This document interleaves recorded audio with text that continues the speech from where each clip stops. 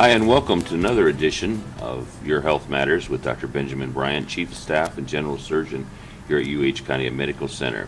Dr. Bryant, I don't know about you, but I'm kind of glad the holidays are over.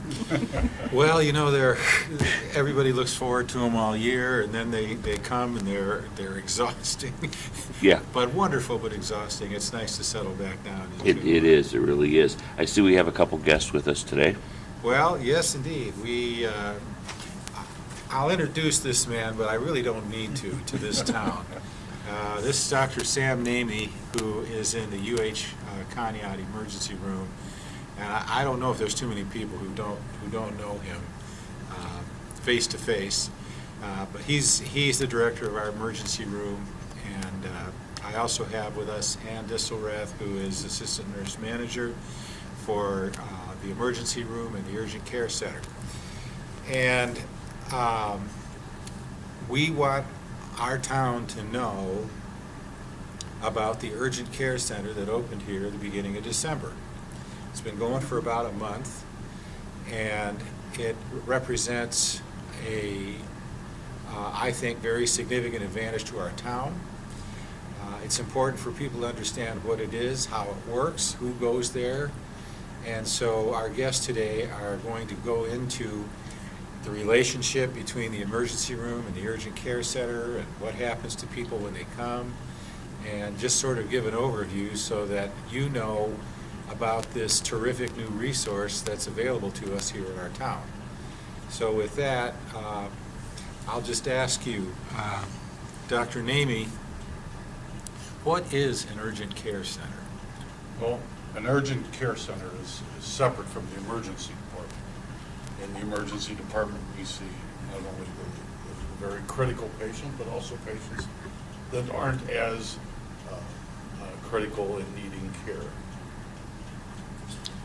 What we decided to do with this urgent care, and Ann can elaborate a little bit more on this, is to utilize nurse practitioners, physician assistants in taking care of the less urgent patient.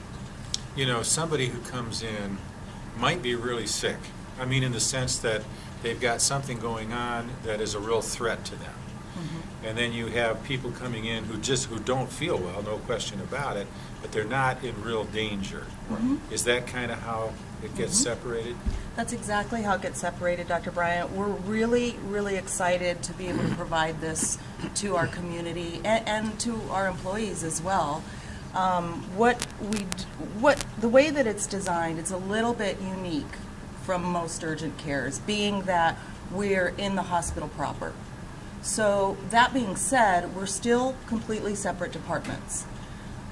When a patient wants to be seen in the urgent care, they present to the emergency department and they're triaged by a nurse. Okay, so the patient may want to come to the urgent care, or the patient may want to come to the emergency room, but they're first seen by a nurse who determines really where the appropriate place is for them to go? That's correct. All patients are going to be triaged by a registered nurse, and then they're going to be given the option, regardless of certain things that we will see traditionally in urgent care sees, minor illnesses, minor injuries.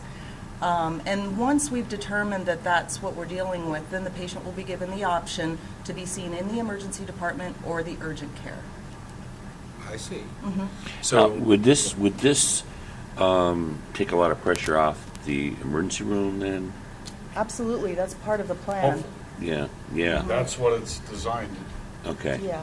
Okay. Separately staffed, Correct. so you're not going to have to go back and forth. Okay. Excellent. Correct. But also the physician assistant that sees the patient in the urgent care is still under the direction of the physician in the emergency department at the time. Okay. Excellent. So the urgent care is staffed with the physician's assistants and the paramedics. All right. Gotcha. And then they the goal is to be treated and released after registration within a half an hour. Okay. And so far, we're handily meeting that goal. All right, so when the patients come in, even if they go to the urgent care center, they have the security of knowing that if something is discovered that is maybe a little more than was thought, that the doctor is right there and can be called in to deal with it. Right. Yes. And that did occur Monday when I was on duty. I was asked to see a patient in the emergency room from the urgent care because they felt it was beyond what they could do. See, that's very important, and I want people to understand that. There's certain advantages, and we're going to go into this, I think, about going to the urgent care. It's quick. I think that's something that's very attractive. You know, university hospitals as a system is committed to shortening the time that people have to wait as much as can practically be done. I mean, that's an imperative throughout the system, I can tell you. We all are involved in that process. Right. But having said that, what goes on in the emergency room is the sort of thing that is more time consuming. And so what happens with patients is going to take longer when they come to the emergency room. When they come to urgent care, it can be quick in, seen, taken care of, and out. And that's attractive. That's a very attractive Right. thing. We have some very unique advantages, being that we're located in the hospital. And like you said, Dr. Bryant, there are occasions when a patient initially presents and you think it's something that can be handled in the urgent care. And there are times when it is decided it's better that the patient be seen in an emergency room setting. In those cases, usually the patient has to be transported by ambulance, excuse me, to an emergency department. So obviously, our setup is much more convenient to our patients. The other benefit is, like you said, we want to be very timely. Everyone in society is so busy. That's it. So it's critical that we really respect everyone's time. One of the ways that we do that is through a process called In Quicker. In Quicker is it's a program that is available on the University Hospital website, and it's essentially making an appointment. Even though you don't need an appointment, walk-ins are welcome, and we still have the same goal of 30 minutes in and out. However, you can expedite that even more so by using this very, very simple process that you can find on the University Hospital website, and you're basically saying you're signing in at home. That's amazing. Now, let's say that there's somebody listening right now, and they have a computer, Okay. and they can get on the internet. Okay. And where do they go? Where do they go? They just go to the UH, the University Hospital's main website, University Hospital's main website. and there's going to be, it's very hard to miss. You'll see the In Quicker is what it's called, and they'll just prompt you through some very specific and simple questions. And one of the things that they ask is where you're going, what hospital you're Correct. going to. Yes. So this is a system-wide Yes, it is. application. Yes. And then once you get into it, yeah, okay, well, the University Hospital's webpage, it is fairly clearly laid out. I mean, you just look at the tabs. Right. And there's a tab right on the main page Right. for In Quicker. There's a big red, what they call, I guess, a radio button that you push, and it says In Quicker. Okay. And then you're guided. It's I've gone very through these simple. It's very simple. They just ask you these really simple questions, and you just click this and that. And then when you hit the door here, they already, the staff here already knows who you are, what's going on, and so there's even a bigger time savings for you. Right. And that's great. I did not It's also realize. available, and has been for some time, for the emergency departments. I've used it myself personally. Of course, for the emergency departments, you have to take certain illnesses before you would take others. That's why we triage. Sure. So it's effective, but it will be even more effective in an urgent care setting where they're already triaged to a certain level. On the way in today, and we taped this at the hospital, there was an ambulance out here bringing a patient in. Now, that patient would automatically go to emergency room. Correct. Okay. That's, ambulance call is directly to the emergency room? Oh, yeah. Okay. Yeah. Okay. Yeah, this business of convenience, you know, I don't know, I don't know who originally said this, but I think it's very apt. They say people vote with their feet, okay? That means is they go to places where they like to go. Now, one of the things that we've been watching and have seen is that UH's Urgent Care Center in Ashtabula is, it's amazing how busy it's gotten, how quickly. Yes. I mean, it is, whoa, I mean, it's really, and, I mean, it's a UH facility, it's run by the same protocols and so on. You know, they have lab there, they have imaging there, right in the building, but they don't have a hospital there. They don't have an emergency room there. Now, if someone winds up in the urgent care center there and needs more in-depth care, they will be transported by ambulance, usually to UH Geneva. My understanding is that that's how it goes. And that, you know, and so, but then they have to take the ambulance ride and register in and all that kind of stuff.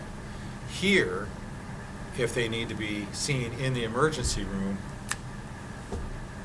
it's just right here. There's no transportation, there's no transport. So that really is unique. That is a very, very attractive feature to our I urgent agree. care center. I agree. Okay, so what kinds of patients, what kinds of problems would you typically see in an urgent care setting over the course of a day? In an urgent care, minor illnesses. Minor illnesses such Sore as throats, sore throats, colds. coughs, colds. Minor Some- lacerations. Oh, really? Minor lacerations can be handled in urgent care as well. They can put stitches in? Oh, yes. Wow, Very that's much so. that's a great advantage. Yes. Okay. All right, somebody comes in and they got an earache. Okay, or they've got a cough, they're running a fever. Okay, so let's say they need to get some labs done. That'll be done right in the urgent care. That's the great benefit of having it in the hospital. Labs, x-rays, it's all available. So that somebody needs to say, for example, the staff in the urgent care center decides, boy, you know, we better get a chest x-ray here. Mm-hmm. We got it. Just right over and get it. Yep. Okay? And then as the results come back and so on, if the picture changes, they can call the emergency room Right. doctor in. Let's say it's not just a cough due to a viral illness, but a consolidated pneumonia. They give a call, patient's brought over. And that patient's probably going to be admitted to the hospital. Very good. Or, depending upon. Right. We have another service that we're very excited about as well. If the patient is not admitted to the hospital and they're seen in our urgent care, we have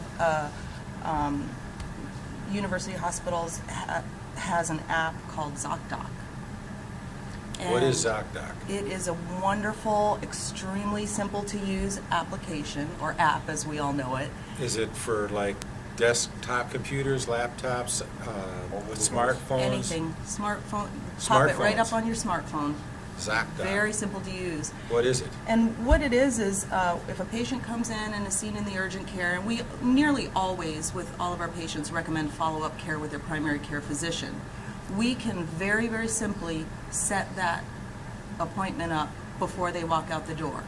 And at the very least, we can teach them how to do it. If the patient does not have a primary care physician, we can set it up for a follow-up appointment and establish care right then and there.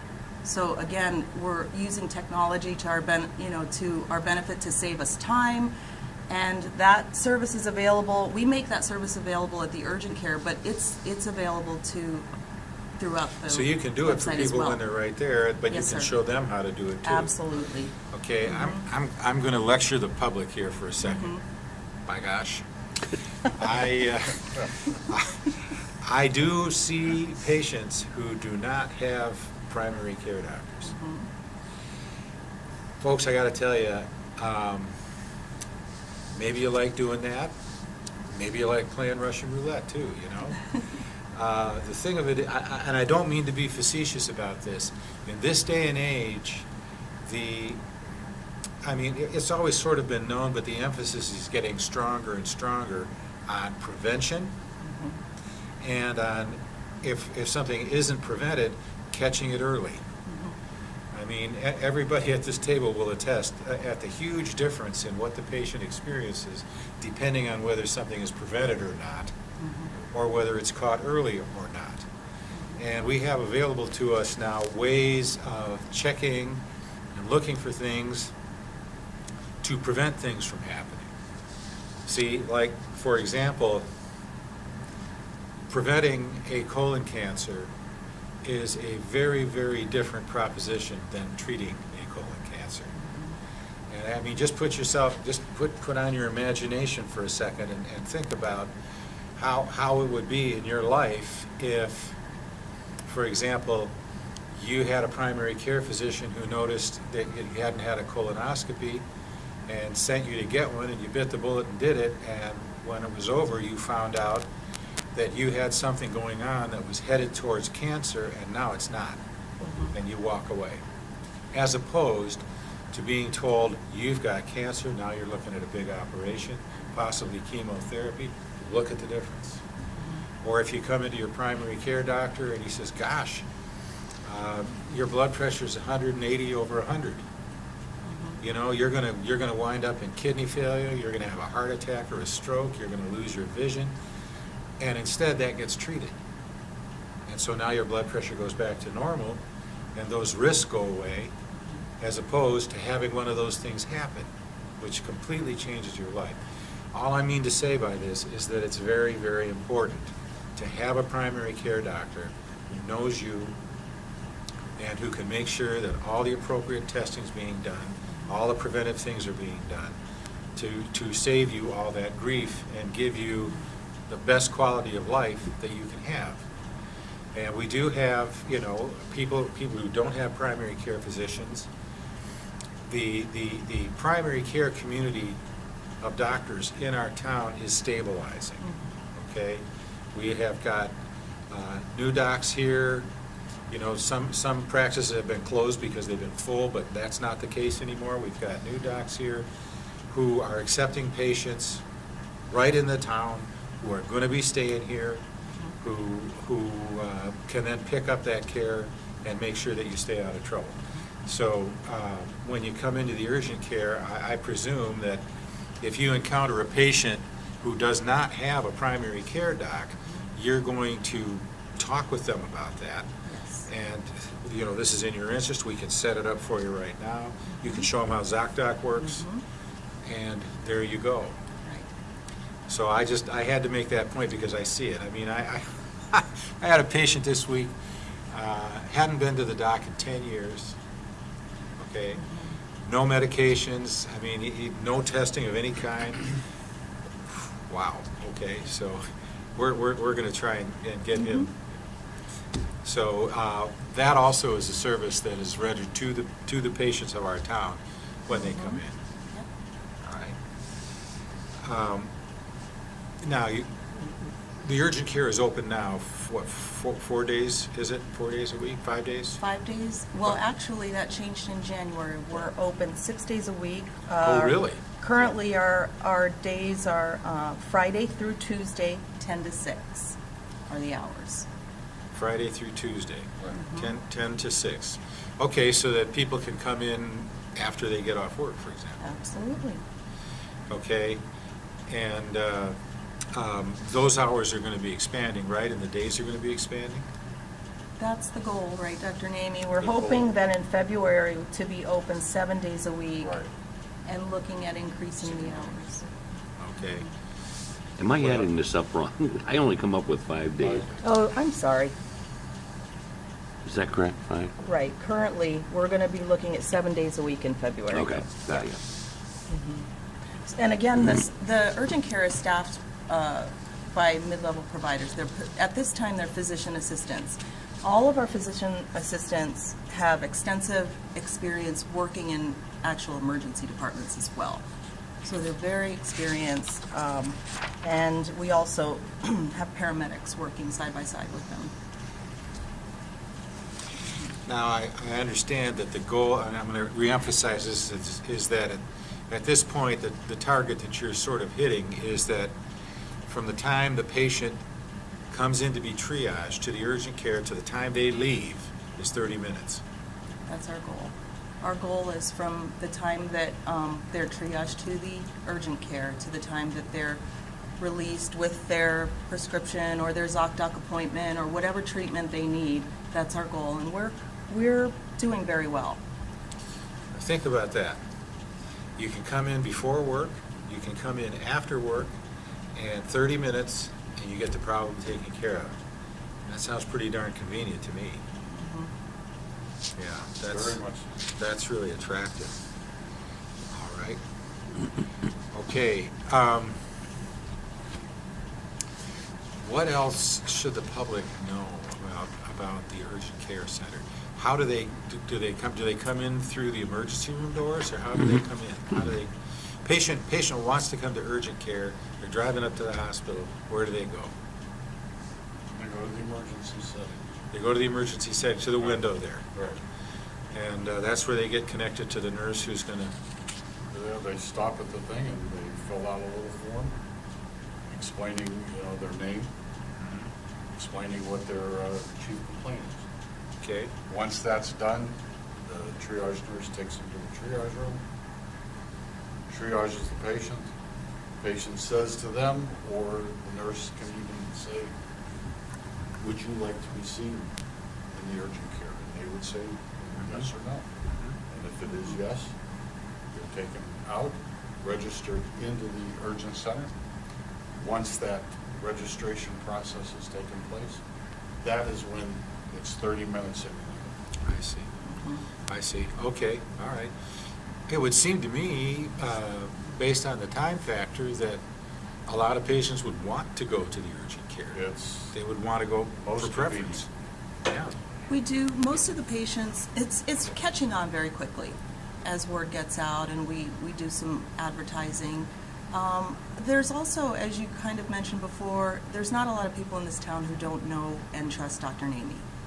And so this is a whole new thing for our community.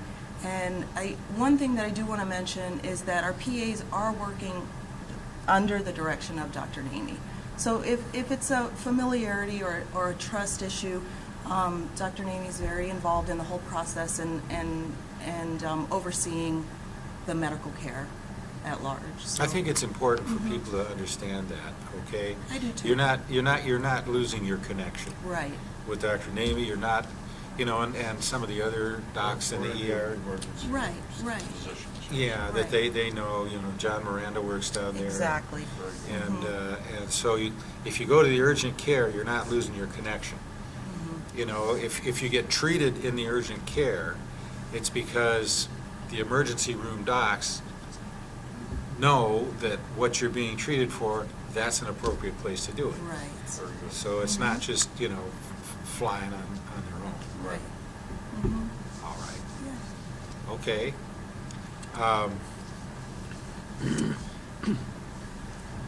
How many patients are we seeing currently in the urgent care? It varies a little bit, Dr. Bryant. We're seeing our numbers increase steadily. So right now we're creeping up into about a dozen to 15 or so in that neighborhood.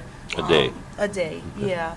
And Wow, that's faster. That's faster than I. yeah, I mean, it's not consistently at those numbers yet, but more and more we're seeing it go in that direction. And of course, it depends on, how busy the emergency department is as well. If it's a weekend or a weekday, different things like that factor in.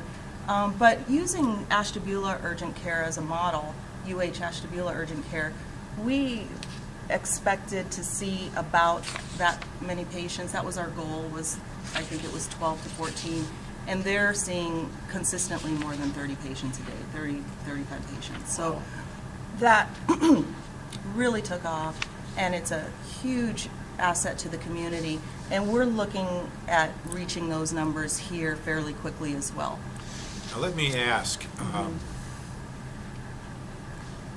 Are there any financial implications to the patient in terms of going to the emergency room versus going to the urgent care center? Absolutely. Could you tell our public about that a little bit? I can. Yeah. Sure.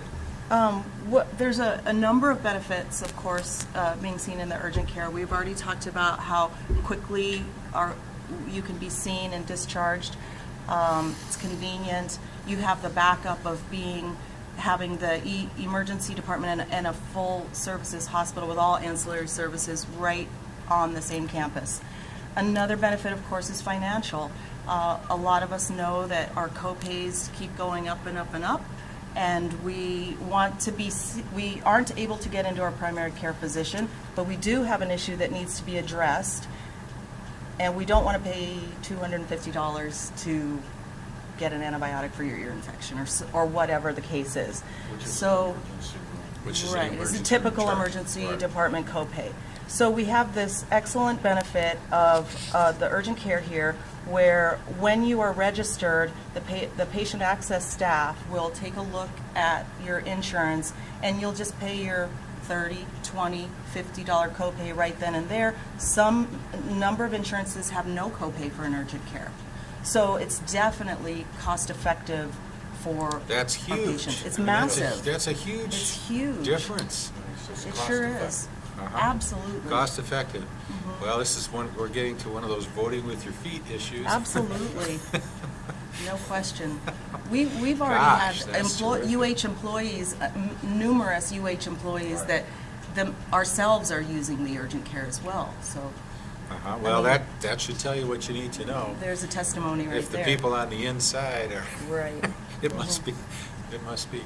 Well, gosh, this is terrific. We really wanted the town to know that this is here, and that in terms of time, in terms of cost, it's a huge advantage, availability. It's a huge advantage to you. But you don't lose anything in terms of connection with the docs that you know, and the hospital, and all of the resources that are available at the hospital. So it is, as you said before we started, it's a win-win situation all the way around. I want to just get into a couple of other things. Ashley Fairdig had mentioned them, and you have them here. And this is something that I think the public can also benefit from knowing. Our emergency department, what is the nature of the relationship between our ED and one of the premier pediatric hospitals in the country, Rainbow Babies and Children's Hospital? Okay, I mean that, folks. I mean, if you take a look at the statistics every year, Rainbow is, I mean, it's one of the best in the country. And we have some sort of protocols now, or could you elaborate on that a little bit? Okay. We are very, very excited and very proud to say that in December of 2015, we received branding by Rainbow Babies and Children. And what does that mean? What that means to us, what does that mean to you? Well, all of the physicians, the nurses, the staff, we've invested a great deal of time, about 18 months of preparation. 18 months. About 18 months, and we've gotten extensive, rigorous training for the physicians and the emergency department nurses and the nursing supervisors in pediatric emergency nursing. But it's not just a general pediatric emergency nursing. It's, like you said, world-renowned Rainbow Babies and Children. Oh, it is. We have worked very closely with them to receive, absolutely, receive training from Rainbow. And what it is we will be following a lot of the same best practice protocols. We'll be all on the same page, if you will. So when you come to Conneaut Emergency Department, your child is ill, we will be following the same protocols and care that both the physicians and the nurses that they will in Rainbow. Try and get a sense of what that really means. We hear about these protocols and so on and so forth. Well, the way medicine is kind of going is that there are such things as best practices. In medicine, there's been a lot of variation. Different docs have different experiences, and they have different ways of doing things. But there's been a great emphasis on figuring out in different clinical settings what way is the best way, what way gives you the best outcomes. And doing that based on evidence, not based on opinion, but based on, okay, if we do this, what happens to the people?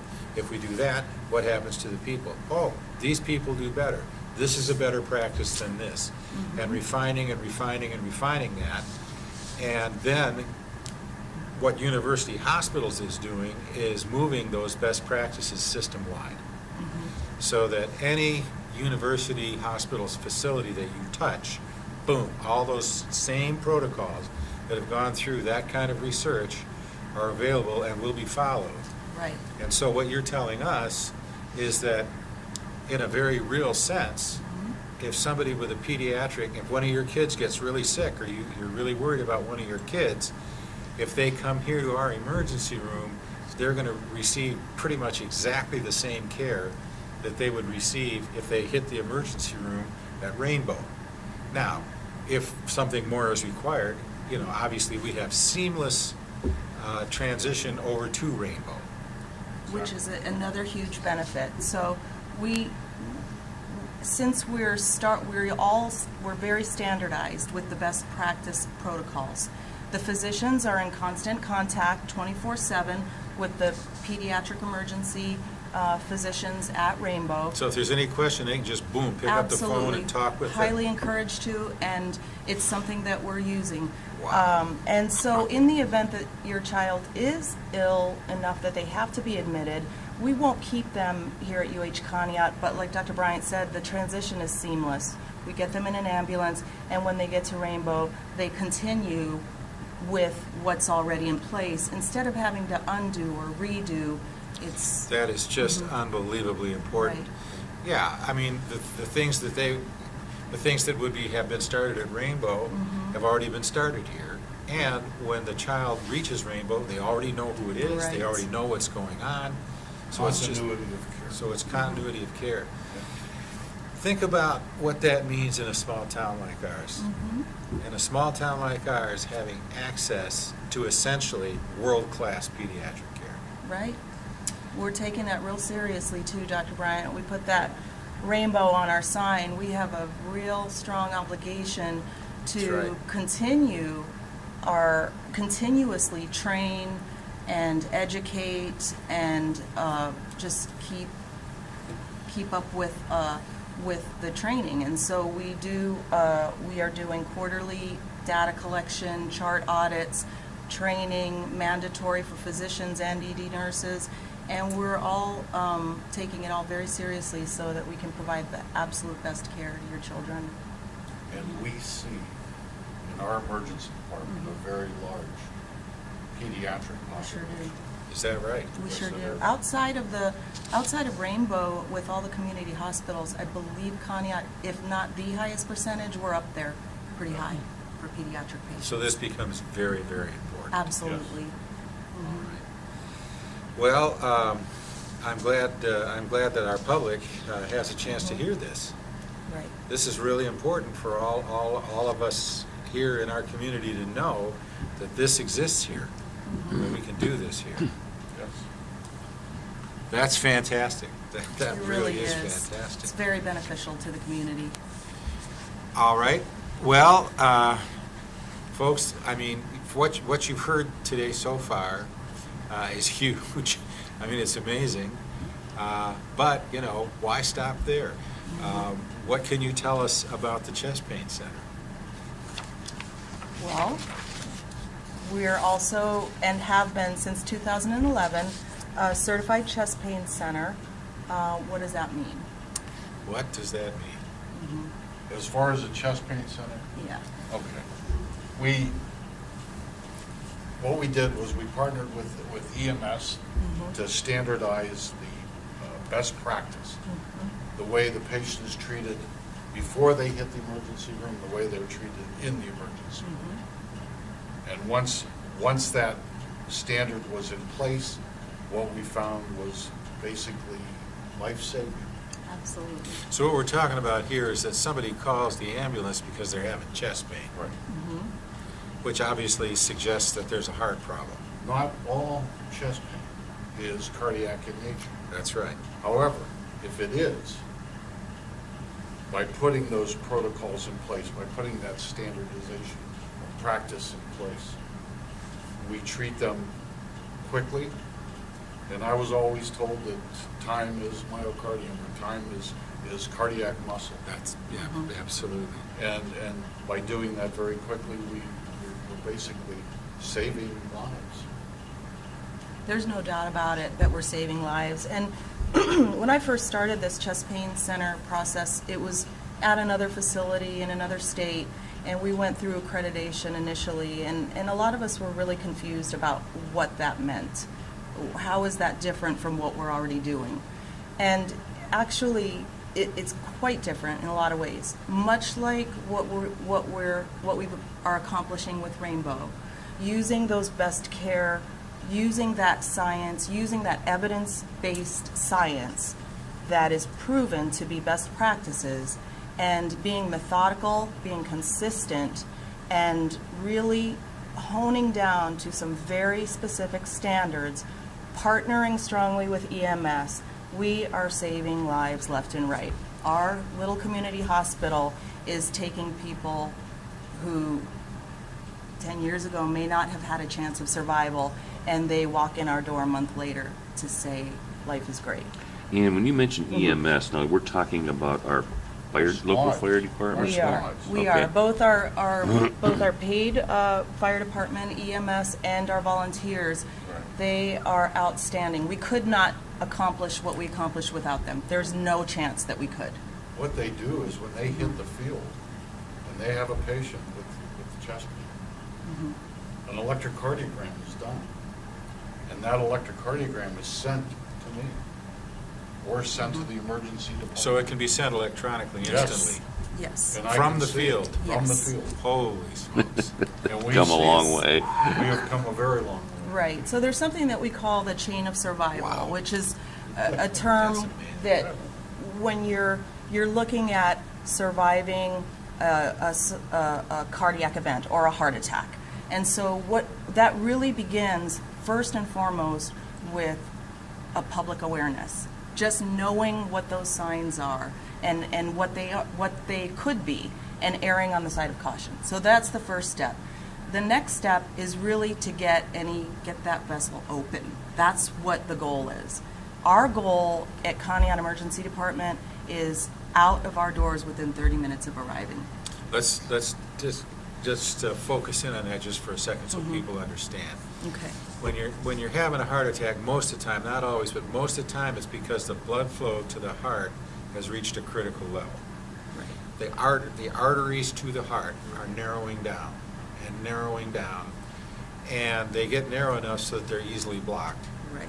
And if one of those gets blocked, then blood isn't going to the heart, okay? Part of that part of the muscle. That part of the muscle of the heart, okay? When that happens, that's very painful, Right. okay? So that's chest pain, is that the heart's not getting enough blood. So what Ann is talking about is getting that vessel open as Right. quickly as possible, and that's what Dr. Namey was talking about, is that time is heart muscle. Right. The quicker that blood flow gets restored, the more likely it is that the heart muscle is going to live, Right. and that's really crucial. So Yeah. you're saying 30 minutes? Well, 30 minutes in and out of our door is our goal. Now, we live in northeastern Ohio. We've been fairly lucky so far this winter, but I don't expect that to last. No. So we have a lot. We have other things that we do to support and to treat in the event we cannot get them out the door in 30 minutes. However, we're always striving for that goal. So partnering with EMS is critical. Oftentimes, EMS recognizes from the EKG, from the symptoms in the field, what's happening, Dr. Namey has eyes on the EKG within minutes, and they're activating a helicopter to land on our pad before the squad gets to the hospital. So that Wow. is ideal. That's what That's we're looking impressive. for, and it happens. In an acute It happens. situation. It happens. Yeah. This it is does. This is very important.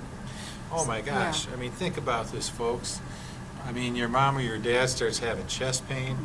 It is a heart attack, okay? And we talked about the timing to get that vessel back open. Right. You call EMS, and EMS arrives. They do an EKG on the spot. He gets it on the spot, sees what's going on. Helicopter called before you even get to the hospital. It happens that way sometimes. You see, Yep. and so when you look at how can we actually look at this process and take time out so that we compress it as much as we can, that's what Right. we're talking about here. And that's the gold standard there, what we're trying to achieve. Sometimes it's not feasible for a variety of reasons to rendezvous, is what we call it, between the EMS and the helicopter. In that case, you'll come into the emergency department. Our ER physicians are, obviously, they're experienced and trained, but they're also in consultation with cardiologists at UHKs. So some of the medications, for example, that are used to either increase the size of the vessel or dissolve a clot or something like that, they'll get started in our ER?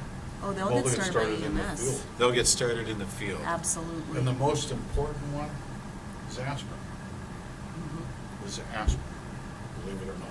Something that was invented decades and decades ago. Yes, That's kind of a miracle, a little. yes it is. But I mean, for example, if they need to be on on some sort of a lytic drip TPA or something like that, that'll be started Well, if it's determined If that it's needed. if it's needed. If it's needed, yes. We can do everything right here. If the helicopter's delayed for whatever reason, we do not have to delay treatment. and again, with our chest pain center designation, like Rainbows, our staff is highly trained, rigorous training, So we're talking continuous. about a formal designation. Yes, yes. It's And a- that doesn't happen just because you want it, okay? Oh, they're not giving those away. They're not giving those No, away. they're not. Mm-mm. No, You we've have to all. prove yourself. You Yeah, have to we've prove all worked yourself. very hard, and we're going into cycle 5, and each cycle, it's designed so that each cycle has more rigorous standards as you go. Wow. So, Let me ask you this, does Mm-hmm. does your insurance pay for the helicopter? that's a good question. That depends upon your insurance. I don't know, because I don't care about insurance. Mm-hmm, I treat everyone. yes, mhm, So insurance is not an issue to me. okay, You come to the emergency room, I really don't care what you have. okay, Most I of don't care if you have nothing. Yeah, most of us Okay. feel the same way. We almost don't want to know, but in all practicality, That's the way my it office is really important to know, even if it's on the back end. I've had more than one patient ask me for help on this outrageous bill that they received. And sometimes it is, to answer your question, I do believe that it is covered most of the time, almost Sure. all of the time. However, sometimes the coding might not be just right, or you might have to do an appeal. And in that case, we have resources in place to help folks navigate their way through those situations. okay, very good, very Mhm. good. Yeah, that can be really challenging when you're already ill and then you get this outrageous bill. But gosh, we it's have people in place devastating. to help with that. Okay, very Mm-hmm. good. I would like to say something about our EMS in this town. Our EMS in this town is probably the best I've ever seen, Is that right? period, I second that. period. These guys, what they do, I don't think they get the recognition for what they do. Not only are they the fire department, but they're also the emergency medical service. Mhm. And to the chief and to all the paramedics and to everyone there, they deserve a tip of the hand. I know this, Dr. Namey, that I was on the ground floor as a young reporter back in the late 60s when they started that service here in town, and I've watched it grow over the years, and you're right, it's a fantastic asset to this community. Well, very much so, Absolutely. very much Yeah. so. They were just nationally recognized this past year for their cardiac care. They received national recognition. In our little town. Yep. We have In a our great little partnership. town. We have a really great partnership with EMS, again, under Dr. Namey's medical direction. Recently, we provided them with what you call a Lucas device. It's as people probably are finding out more and more, really what is being found to be most important in a sudden cardiac event, you see somebody drop and they don't have a heartbeat, is getting those compressions going. Effective, consistent, hard, fast compressions. If you've never done it, you wear out very, very fast. It's hard work. And it Yeah. used to be breathing at one point. Right. I remember when we first started, oh, you got to give the breath. We don't even do that anymore. Right, We so just this, do compressions. and this Lucas Get the blood device flow. is a device that you attach to the patient, and it does perfect compressions for you. So you're winning in that the patient is receiving perfect compressions. You're also winning in that frees up one of those paramedics to do other things to expedite that Wow. transportation. And we have that. We have that. We've got that. We also provided our we have a fantastic paramedic program here that just received Joint Commission accreditation under the direction of Claudia Gary, who Oh. just retired after 40 years of Today. service. Today. Today. Right. My So goodness. And I can never say enough about Claudia. they've put out Tremendous. some fantastic paramedics from this program, Tremendous. and Dan Ellenberg. yep, Dan Ellenberger's now overseeing it. Now I know Dan. Wow. A lot of good things happening. A lot of good things happening. So, you see this little hospital, but now you've had a little peek behind the curtain, and you see the tremendous amount of hard work that the staff has put in to be able to be designated as a chest pain center, and to be able to have the formal recognition and affiliation with Rainbow, okay? And now you know about our urgent care centers, so very dynamic things happening at our little medical center. We've come a long way, I'll tell you that, Doc.